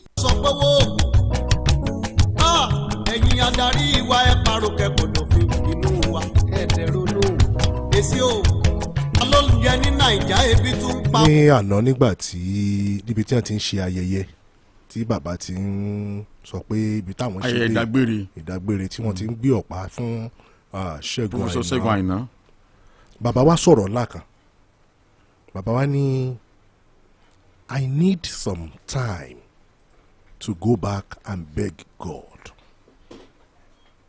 ó ṣe sọ nìyẹn I need some time to go back and beg God pé àwọn ní báwọn ṣe ṣe tán yìí àwọn ní láti lọ túbá máa ju Ọlọ́run lọ túbá lórí kíni ọ̀rọ̀ tó lóyún mi lórí kíni tá a bá wo ibi tí wọ́n ti sọ̀rọ̀ yẹ àti nǹkan tó lọ lásìkò gbà yẹ lórí ipò tí mo dì mú fọ́dún mẹ́wàá tí mò ń gbé lẹ̀ lónìí àwọn nǹkan kan wà tí mo mọ̀ pé mo ṣàṣìṣe ń bẹ̀ tí mo fẹ́ lọ túbá wájú Ọlọ́run tí mo fẹ́ kọ́ lọ́wọ́ ó forí jì mí torí pé àwọn àṣìṣe wà tí mo ṣe àwọn àṣìṣe ẹ̀ wọ́n bọ̀ sọ ṣùgbọ́n ibi tá a wò yìí náà ó ṣeé ṣe kó wà lára rẹ̀ pẹ̀lú tí wọ́n sọ níbi tí agbọ́n ní. bẹ́ẹ̀ ni títa gbọ́n ní bẹ́ẹ̀ ni àti àwọn tí wọ́n sọ yẹn. ó ṣiṣẹ́ lẹ́ pé àwọn àṣìṣe tí wọ́n gbà pé àwọn nílò òtúbá wájú Ọlọ́run but I will not agree with that statement. ìtúbá wájú Ọlọ́run kọ́ ìtúbá wájú ọmọ Nàìjíríà ni. ìtúbá níwájú ọmọ Nàìjíríà. bẹ́ẹ̀ ni ìtúbá níwájú àwọn akẹ́kọ̀ọ́ tí kádàrá àtàyàn ọmọ wọn tá a gbé léyìn lọ́wọ́ fọdún mẹ́wàá ó ní. 2016 to 2026. Ààrẹ, emotion cannot substitute accountability. Let no one tell me or deceive me that you can substitute emotion for accountability. Now, office tí mo wà tí wọ́n gbé iṣẹ́ national assignment mi lọ́wọ́ tí mo wá ń fi emotion fẹ́ replace accountability mi, please don't tell me that. And the call, even in the court of competent jurisdiction, emotion can win a case. Oh no. Emotion can win case because at time what I ban suku I expect him. I call him there. Call one out that he should resign. sọ bẹ́ẹ̀ ọdún méjì sẹ́yìn. Bẹ́ẹ̀ni, for admitting that you fail because I put one sọ ni pé mo kùnà òun náà wọ́n tún sọ lánàá pé àwọn fẹ́ lọ túbọ̀ ọjọ́ Ọlọ́run. Only I need some time to go back and beg God. Now it's an admissibility pé mo gbà pé mo kùnà. mo fẹ́ lọ rèé túbá. wájú Ọlọ́run lórí ipò tí mò ń filẹ̀ lónìí ìpè torí pé mo ṣe àwọn àṣìṣe ń bẹ̀. ọ̀rọ̀ ńlá lọ̀rọ̀ yẹn sá. ọ̀rọ̀ ńlá ni kì í wá sí níwájú Ọlọ́run. As I've said níwájú àwọn òbí níwájú ọmọ Nàìjíríà láàpọ̀ lẹ́yìn tí wàá túbá. But ìtúbà yẹn ṣé yóò mú ìyípadà àti kádàrí àwọn tó ti gbé nǹkan jẹ ṣé yóò rà padà bí. pé mo rò bẹ́ẹ̀ ni o sí tí n bá túbá because ṣé yóò mú kádàrí àwọn ọmọ tí tẹ́kọ́ làgbíṣẹ́ àwọn ọmọ tó rìn gbèrègbèrè káàkiri nísìnyí títẹ̀ náà yín fi ṣe kádàrí àwọn níjàmbá ṣé yóò mú àtúnṣe bá kádàrí àwọn ṣé yóò mú ẹkún kó lójú àwọn òbí ọmọ tó gbé nǹkan jẹ yóò mú ẹkún wọn yóò mú kúrò bí. Ìbéèrè ńlá ni ohun tí mo ti gba iṣẹ́ ìlú kìí ṣe ìtúbọ̀ níwájú Ọlọ́run o bàbá Professor Isaac Olóyèdé níwájú ọmọ Nàìjíríà ni àti pé mo tọrọ àforíjì fáwọn nǹkan tí mo ṣe. Now the question is now this mo sọ lẹ́ẹ̀kan pé accountability ọ̀tọ̀ emotion ọ̀tọ̀ emotion ò lè replace accountability if that should be the case ìjẹ́ mistake tí àti àwọn nǹkan tó ṣẹlẹ̀ ńgbà yẹn ìjẹ́ wọ́n ti tún ṣe were the system adequately tested before deployment exam tí wọ́n ṣe lẹ́yìn ìgbà yẹn ìjẹ́ wọ́n ń test àwọn system yẹn before wọ́n deploy okay they have what they call contingency plan. ẹnìkan ní he needs to beg God for the girl he claimed she falsified her results and sent her image. He needs to beg God seriously. ẹnìkan kàn kankan bí báyìí. kì í sọ ọlọ́run kan wọ́n sọ ọmọ yẹn ni wọ́n ṣẹ̀ kẹ́nìkan mọ́ ń. ẹnìkan ní Professor Ishaq lowered the standard of education. If they can conclude that students that scores 150 should enter university while those that scores 100 should go to polytechnic, that's a poor standard. oríṣiríṣi nǹkan lè. èrò tí wọ́n fi ń wọ́n ṣe tí ẹ máa bọ̀rọ̀ yín bọ̀ sá. mo dúpẹ́ lọ́wọ́ àwọn tí wọ́n fèrè wọn léde. Now ìjẹ́ wọ́n ti make sure pé adequately the system are adequately in place before deployment because àṣìṣe tí bàbá ń sọ pé àwọn gbà pé àwọn ṣe tí wọ́n sunkún sí okay ìjẹ́ àti mójútó sírú àṣìṣe bẹ́ẹ̀ ò ní padà bá Professor Ṣẹ́gun Àìná tó ń gba ọ̀pá àṣẹ báyìí lọ́wọ́ Professor Isaac Olóyèdé lánàá because if you don't correct the mistake ṣàfẹ́ sọ mistake yẹ di institution ni tá a mọ̀ celebrate that's one.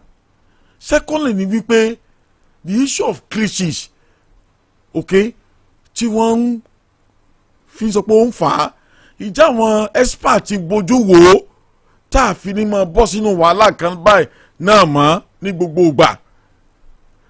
Lastly rèé ìjẹ́ penalty wà fún àṣìṣe tí bàbá ṣe. ìjẹ́ penalty wà of course You cannot take a national assignment tí destiny àwọn kan sì gbòkìtì lọ́wọ́ rẹ̀. It will serve like a deterrent to Professor Ṣẹ́gun Àìná pé kẹ́kọ̀ọ́ o, when you take a national assignment tí kẹ́kọ̀ọ́ àwọn kan sì gbòkìtì, it should attract the consequences. ẹ rántí ìgbọ̀rọ̀ 16-year-old ọmọ tí ò bá pé 16 kò lè ṣe jam kò lè ṣe kinní kan, àwọn tí wọ́n lọ ṣe wọ́n rí nǹkan kan fi wò nǹkan kan, oríṣiríṣi àwọn ọmọ tí wọ́n bẹ̀rẹ̀ sí ní sunkún. tó bẹ̀rẹ̀ sí ní sunkún. àwọn òbí alátàrágó òbí mi owó orú owó ata ló ṣàjọ tọmọ fi kọjá àbù. àwọn tí wọ́n lè mọ ní sympathetic spirit pé kí lè jíyàn ọmọ ló ń pè fún sí kí wọ́n wá bá bàbá ọ̀jọ̀gbọ́n Isaac Olóyèdé wí ni. kí ni kó jẹ́ pé àwọn ọmọ 16 years tí wọ́n ní wọ́n lè lágbèsè òun lè wọlé. kí ni kó jẹ́ kádàrá àwọn ọmọ yòókù tí wọ́n ń gba resort méjì ìkan láàárọ̀ kílẹ̀ tó sùn mí àti wọlé. kí ni kó jẹ́ pé àwọn ọmọ àti òbí tọmọ wọn gbé nǹkan jẹ. Okay, we should not, because of pé a fẹ́ so sympathy the destiny of a whole nation la fi máa express pé ká máa lè fọ emotion wọ́. You should understand that to every error tẹ́nìkan bá commit or mistake bá commit that it should attract penalty and consequences. ìjìyà gbọ́dọ̀ tẹ̀lé. 1, 2 olùrí. mo fẹ́ ká gbọ́ nǹkan tí Professor Ṣẹ́gun Àìná tí òun náà sọ lánàá. tó gbaṣẹ́ lọ́wọ́ Professor Isaac 40-year-old inú oṣù náà ló pé inú oṣù keje ló pé ọmọ 40 ọdún. Professor ó ti di professor láti ọmọ ọdún mọ́kàndínlógójì. ọjọ́ orí wọn kò capacity wọn. bẹ́ẹ̀ni ẹ jẹ́ ká gbọ́ ohun tí òun náà sọ. bàbá ti Professor Ṣẹ́gun Àìná yìí bàbá ẹ̀ ni former registrar fún àjọ NAPTEP. Ọlá Àìná former registrar fún àjọ NAPTEP, bàbá rẹ̀ ni former registrar. ọmọ ni registrar fún jambo nísìn. ọmọ àjànàkú èèyàn ni.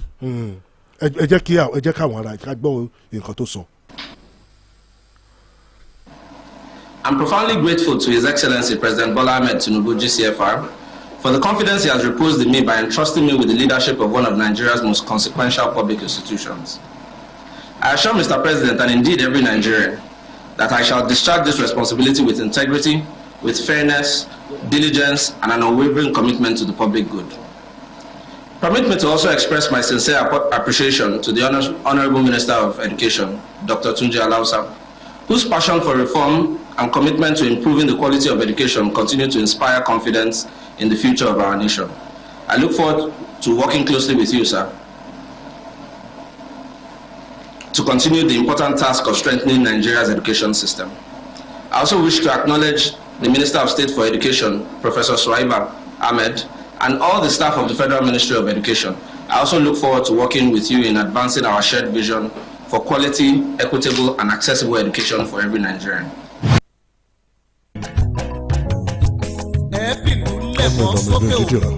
ó lóun ti ṣetán láti ṣiṣẹ́ òun ò sì ní dójú ti ààrẹ Bọ́lá Ahmed Tinubu. Speech here is still political. òṣèlú ni speech yẹn tí mò ń retí kí Professor Ṣẹ́gun Àìná, is he a professor? Yeah, professor at the age of 39.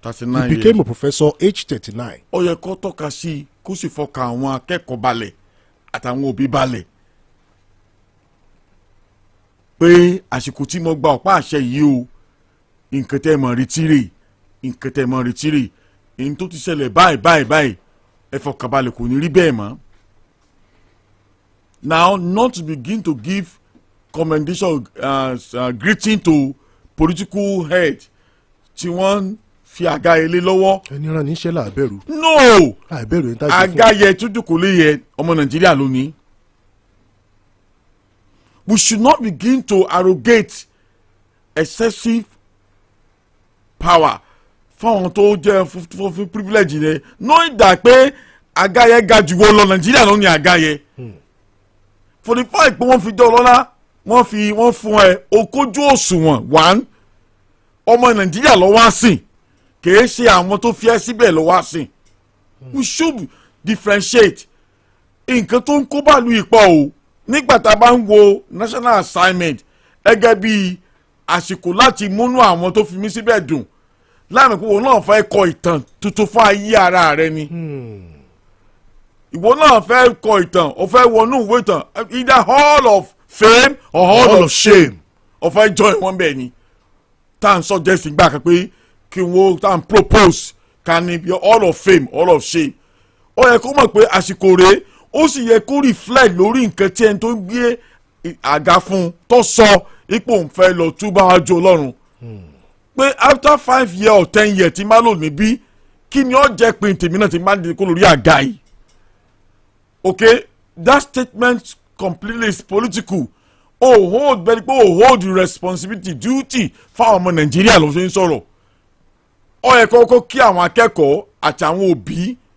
ipe ṣe mo dúpẹ́ torí ẹ̀yin lẹ́ni àga yìí and I believe strongly wípé ọmọ ròdòdò ní barajẹ́ pé ó kí ọmọ Nàìjíríà pé mo kí yín ẹ̀yin mo wá sí o I strongly believe. nígbà tí ààrẹ ti wò wípé ẹni tó kójú òṣùwọ̀n náà rí ẹni tó kójú òṣùwọ̀n ni ó ti ṣiṣẹ́ nígbà tí ó sìnrú ìlú iléeṣẹ́ àjọ JAMB ló ti sìnrú ìlú ibẹ̀ ló ti serve fún NYSC ibẹ̀ ló ti ṣe NYSC agùnbánirọ̀ rẹ̀ iléeṣẹ́ àjọ JAMB ló ti ṣe kó tó di pé ó tún kàwé sí kó tó di professor báyìí wọ́n sì ti rí pé ó ti ní ìrírí ó ti wòye nípa béèyàn ṣe ń ṣe ìdánwò káàkiri àgbáyé àti káàkiri orílẹ̀-èdè Nàìjíríà ó ti mọ̀ nípa ìdí ẹ̀ wọ́n wá wò pé wọ́n iná ló tó láti ṣe torí age is nothing but a number number lásán ni age ò ní nǹkan kan ṣe. ààrẹ èmi tó lẹ́ẹ̀kan your capacity your performance your excellency kò ní í ṣe pẹ̀lú age. làwọn wá sọ̀rọ̀ 16 years. Professor Igbokari ní UI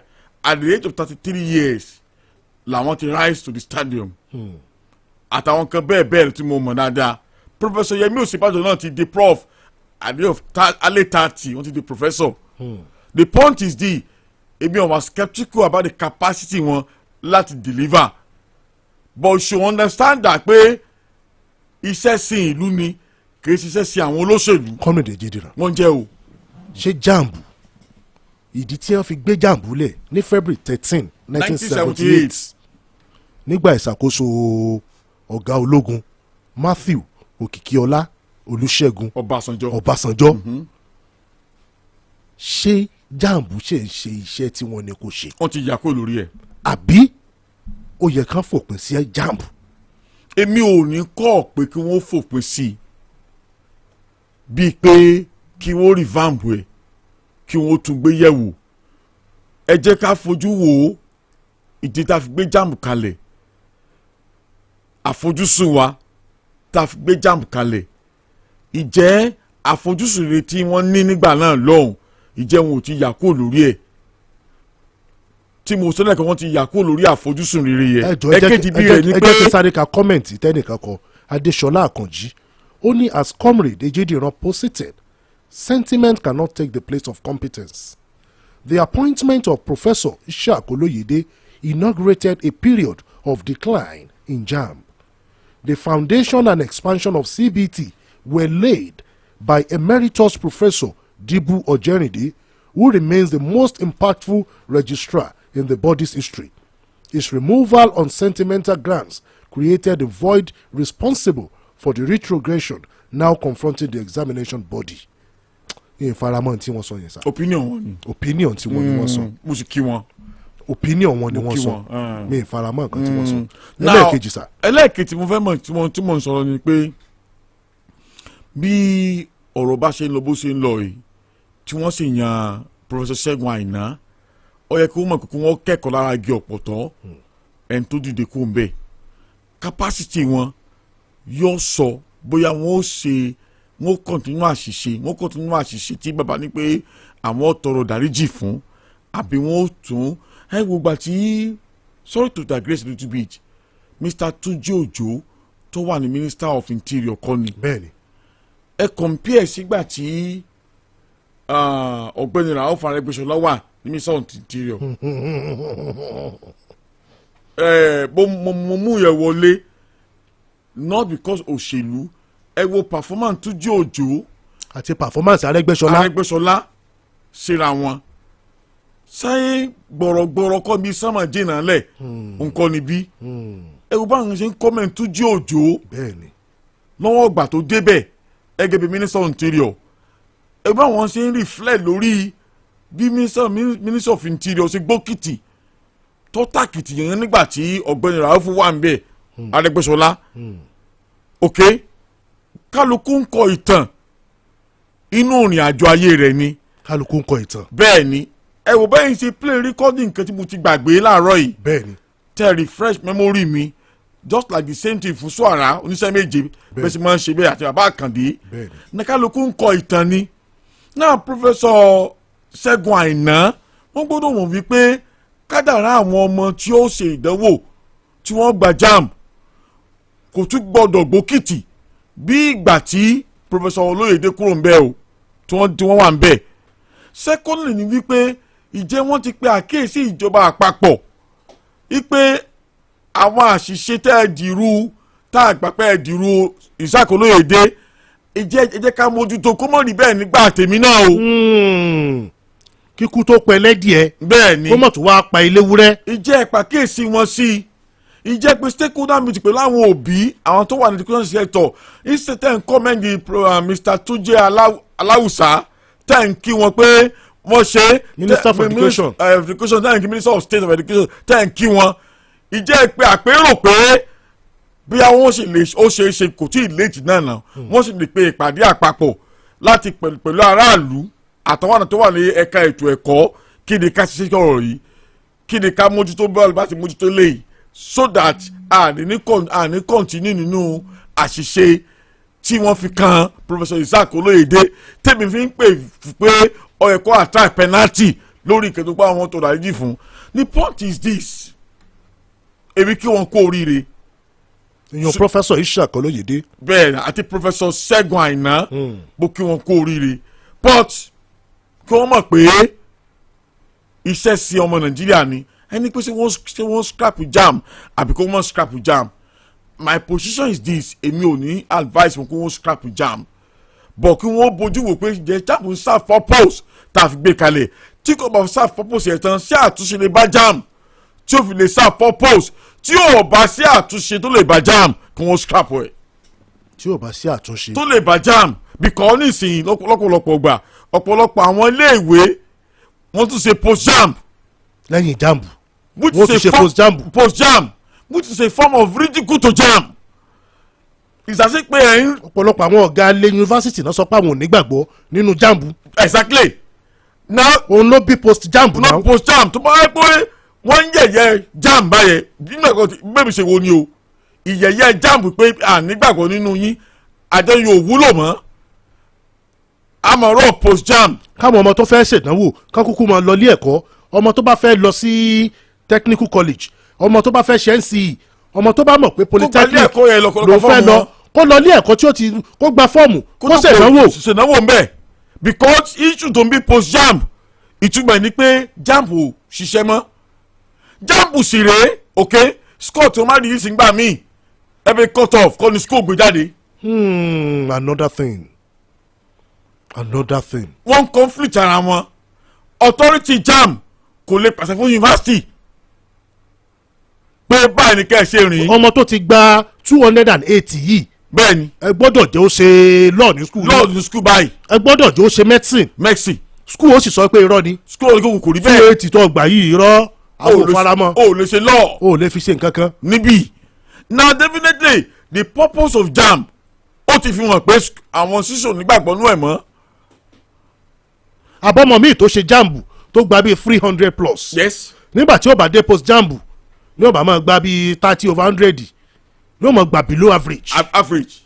gbogbo ilé ìmú òwò gbà ìwọ tó gba 300 plus. bó ló ṣe wá gbà below average. kí ló wá fà á tó fi gba below average níbí ó ti fi hàn pé JAMB ò sá purpose ẹ̀ ẹgẹ́ bíi ti tẹ́lẹ̀ mọ́ at the beginning of 1978 ṣàgbúrò post JAMB even wọ 80-90 alẹ́ 90. 2002 náà bẹ̀rẹ̀ post JAMB. ó bẹ̀rẹ̀ post JAMB. 2004. nígbà tí 2005. exactly nígbà tí JAMB bẹ̀rẹ̀ sí fail in statutory duty táwọn school gbàgbọ́ ní result yẹn mọ́.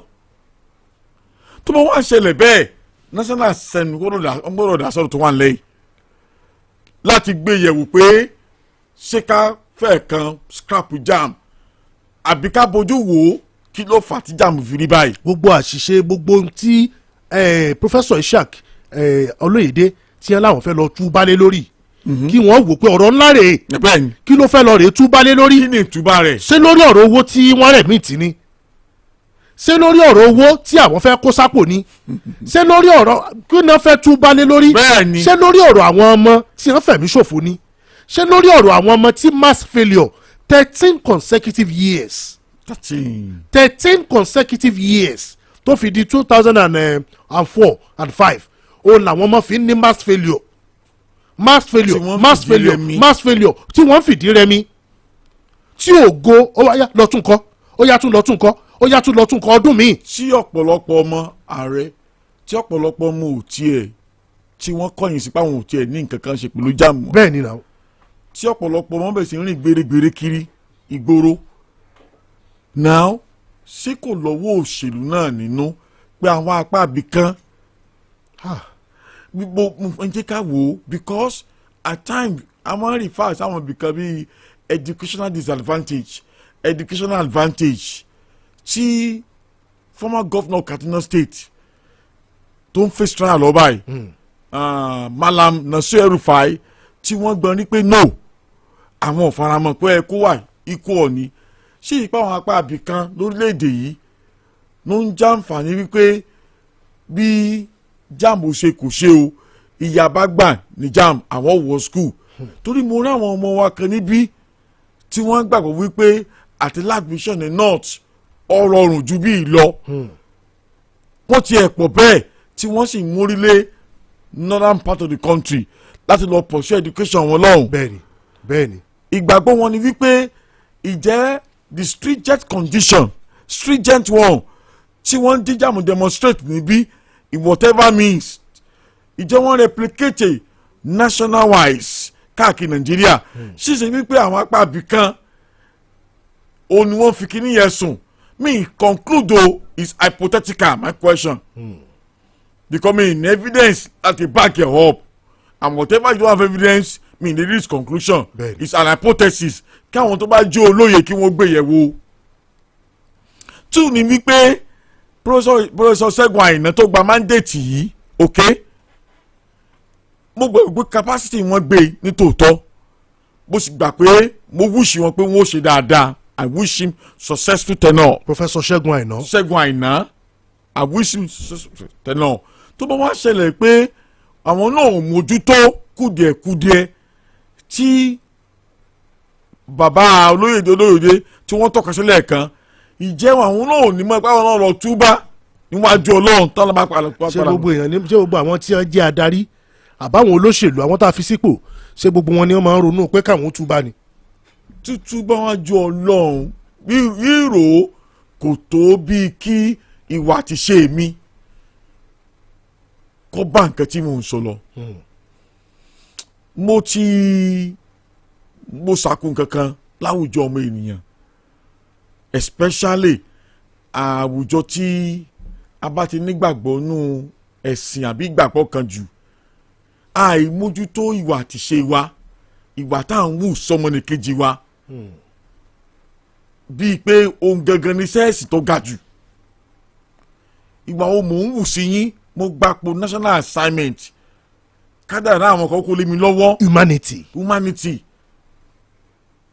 mo wá fi játa àbí mo ṣàṣìṣe lórí ẹ̀ táwọn kan sunkún dì sí i mo wá rò pé tí máa rọ̀ mọ́ ìgbàgbọ́ ẹ̀sìn kan. n bá wa lọ múra tí mo lọ Kaaba àbí mo lọ Jerusalem pé yóò fagilé gbogbo àwọn kádàrá tí ayé wọn gbókìtì lọ́wọ́ mi yẹ kò rí bẹ́ẹ̀ o there is a love karma ẹ mọ̀ ní ká tan àwọn jẹ o tẹ́lẹ̀ nǹkan máa ń tọ̀ ọ́ de pé o lè wùwà kan yóò wá ń yàwẹ̀ kan fún ẹ àbí yóò kó tirẹ̀ mọ́bì kan ipe yóò mú àṣìṣe àbí jìyà ẹ kò lórí ẹ kò rí bẹ́ẹ̀ o èmi I don't follow such school of thought èmi mọ́ disagree pẹ̀lú wọn ni pé mọ́ ṣe nǹkan tí yóò pẹ̀lú mi ìlẹ́kùn tó ráwọn kan sunkún gan nígbà tí result ń jáde. I need some time to go back and beg God.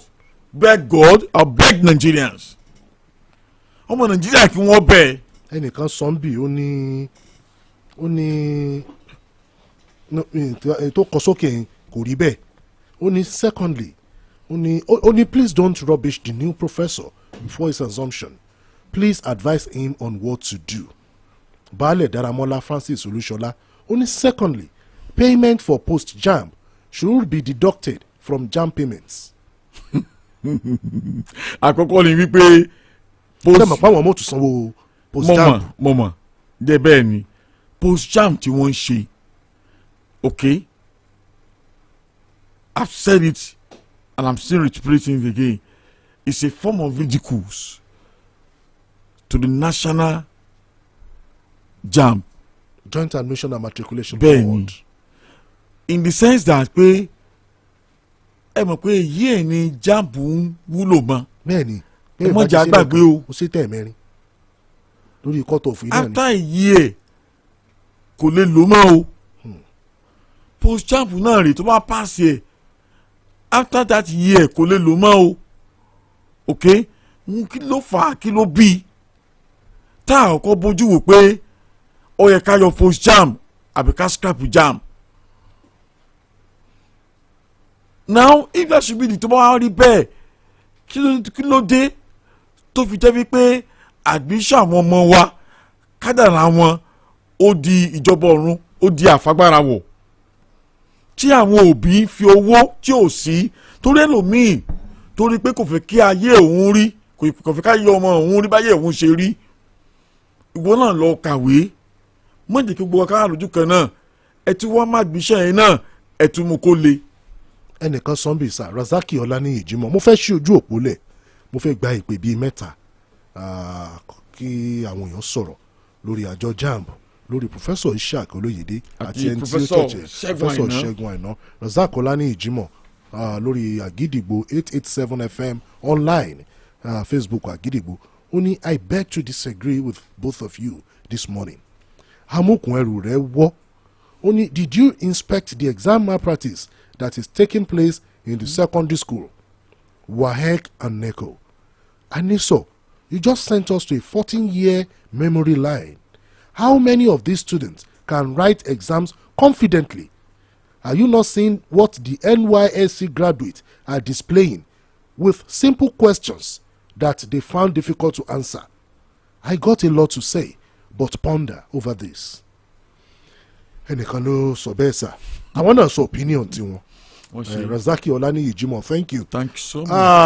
mo fẹ́ gba ìpè bíi mẹ́ta 0704 1001 887 mo ń gbìyànjú láti pe Professor Ishaq Olóyèdé bẹ́ẹ̀ tó dàbí pé ó busy ó dàbí pé ó ń busy bóyá wọ́n sinmi fara ní ìsinmi ni àbí ká kí wọn kú oríire àti àṣeyọrí mo fẹ́ kí wọn kú oríire àti àṣeyọrí 0704 1001 887 ẹ bá fẹ́ pè láti ẹ̀yìn odi. ẹ káàárọ̀ sà. hello sà ẹ káàárọ̀ sà. a kú ojúmọ́ o. ojúmọ́ rẹ sà orúkọ yín ni bọ̀lẹ̀ tí ń pè sà. orúkọ mi ni Ọdẹ́sọlá Adébáyọ̀ láti oríta challenge Ìbàdàn. ibi tá a bára wa dérè lórílẹ̀‐èdè Nàìjíríà. ó lágbára ṣe rí ọ̀rọ̀ JAMB yẹn tèmi bá máa advice gọ́ọ̀mẹ̀ntì tí mi bá sọ ni pé kán scrap ẹ̀. ṣe rí JAMB yẹn ó ti deny a lot of ọmọ ní Nàìjíríà ní admission sí institution. àkọ́kọ́ náà àwọn àṣìṣe tán tó máa ń ṣe JAMB máa fún ọmọ ní admission lórí course kan tán bá dé university wọ́n á change course yẹn. èmi ní experience ẹ̀ ọmọ tèmi tó lọ sí Ìlọrin microbiology lọmọ yẹn.